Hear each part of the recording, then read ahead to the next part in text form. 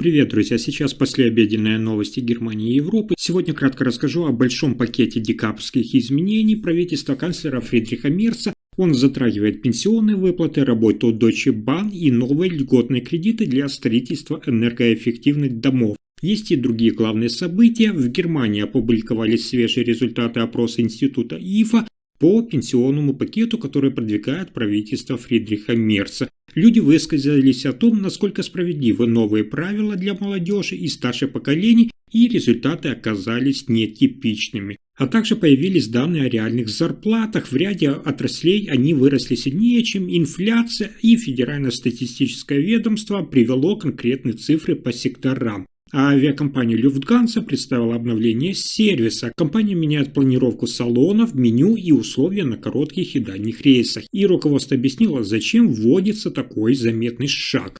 Также обсуждается инициатива по ужесточению санкций для получателей социального пособия Бюргергельд. В правительстве канцлера Фридриха Мерца и в исследовательских институтах приводят свои оценки и аргументы этой реформы. Есть и новость по электромобилям. Коалиция ХДС, ХСС и СДПГ договорилась о новой субсидии на покупку электрокаров и плагин-гибридов, которая будет рассчитана на семьи с небольшим и средним доходом. Обо всех этих последних событиях в Германии коротко расскажу буквально за несколько минут.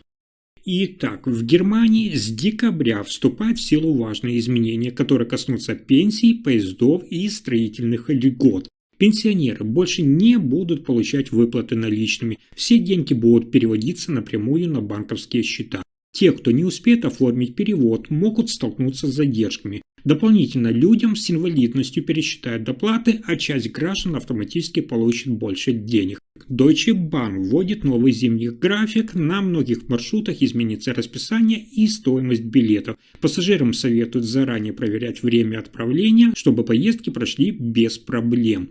Для строителей стартует новая программа льготного кредитования. Она предназначена для тех, кто строит энергоэффективные дома. Такая поддержка позволит экономить на строительстве и будущем отоплении. Как сообщают в правительстве канцлера Фридриха Мерца, все эти изменения направлены на упрощение процессов для граждан и повышение эффективности государственных служб.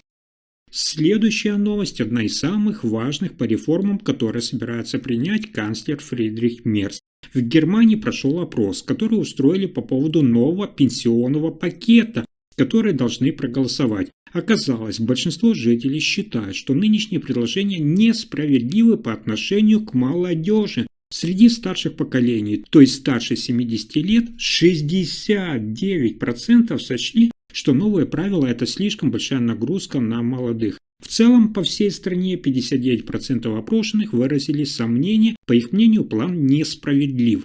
Молодежь 18-29 лет отнеслась немного мягче. Лишь 34% назвали пенсионный план справедливым, а 15% еще не определились. Интересно еще, что даже среди избирателей крупных партий, внимание, многие выразили недовольство. Например, среди тех, кто голосует за социал-демократов СДПГ, большинство тоже признало план несправедливым. Максимальная поддержка была только у сторонников ХДС. Но и там «за» были лишь 38%. Таким образом, несмотря на попытки властей утвердить пенсионную реформу, значительная часть граждан Германии, включая старшие и молодые группы, считает, что ее трудно назвать справедливой. Следующая новость связана с обсуждением курса канцлера Фридриха Мерца. В Германии снова растут реальные зарплаты, и это несмотря на стагнацию экономики. По данным за третий квартал 2025 года, реальные заработки, то есть зарплата с учетом инфляции, выросли на 2,7% по сравнению с тем же периодом прошлого года. Номинальные зарплаты за тот же период поднялись на 4,9%, а инфляция, напомню, составила около 2,3%. Это значит, что работники реально стали получать больше, а их покупательская способность выросла.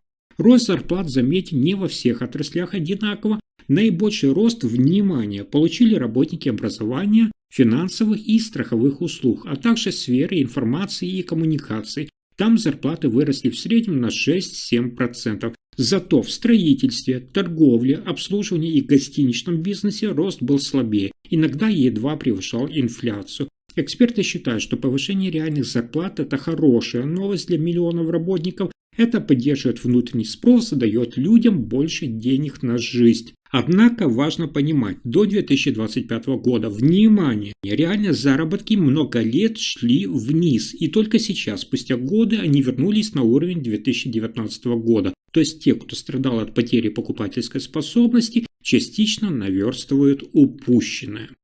Есть и другие события, которые тоже привлекают внимание. Авиакомпания Lufthansa объявила, что в ближайшие годы она обновит сервис во всех классах от эконом до бизнеса до первого класса. На коротких рейсах во всех самолетах появится интернет. В салонах экономии бизнес-класса установят дополнительно USB-розетки у каждого кресла и расширят полки для ручной клади, чтобы было удобнее и вместительнее. Питание на борту тоже пересмотрят. Люфтганза совместно с известным шеф-поваром уже представила новое меню, и, по словам руководства, пассажиры его хвалят. Для дальних перелетов предусмотрена постепенная замена салонов на новое качество под брендом Allegris. Там, где такие кабины уже установили, люди оставляют очень позитивные отзывы. Главная цель – это укрепить доверие пассажиров. В последние годы качество обслуживания падало, и Люфтганза даже потеряла один из престижных международных рейтингов. В ближайшие годы компания планирует серьезно инвестировать, модернизация коснется и салона, и сервиса, чтобы полет был комфортным для всех категорий пассажиров.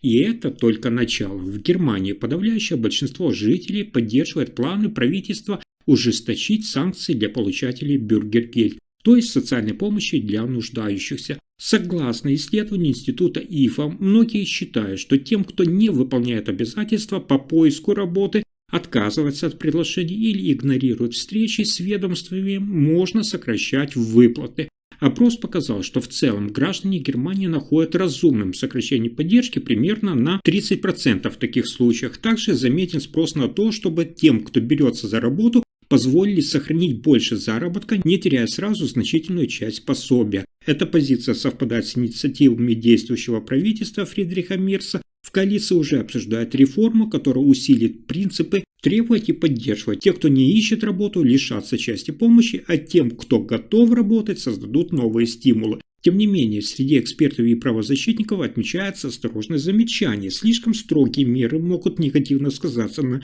действительно нуждающихся, то есть на тех, кто из-за состояния здоровья или семейных обстоятельств не всегда может соблюдать требования. А дальше еще есть важная новость. В Германии коалиция Фридриха Мерца, ХДС, ХСС и Социал-демократическая партия Германии СДПГ приняла решение вновь ввести государственную помощь при покупке электромобилей и гибридов. Новая субсидия рассчитана на семьи с невысоким и средним доходом, то есть те, чей годовой доход, подлежащий налогообложению, не превышает 80 тысяч евро. Базовая сумма премии составит, внимание, 3000 евро. При наличии детей ее увеличат плюс 500 евро на ребенка, но максимум до 4000 евро. А для семей с особо низким доходом предусмотрена дополнительная надбавка до 1000 евро. Всего на программу правительство выделило 3 миллиарда евро. Помощь распространяется на новые электрокары и плагин-гибриды при покупке или лизинге. Сразу объясню вам, что плагин-гибриды – это автомобиль, который сочетает двигатель внутреннего сгорания ДВС и электромотор с батареей, но большей емкостью, чем у обычных гибридов. Субсидия должна заработать в 2026 году после утверждения всех деталей и разрешения от ЕС. Главная цель – это побудить людей переходить на экологические автомобили, снизить нагрузку на атмосферу и поддержать рынок зеленой мобильности. На этом пока все. Вы слушали последние новости Германии. Если информация оказалась полезной, ставьте лайк, подписывайтесь на канал и делитесь видео. Спасибо за просмотр.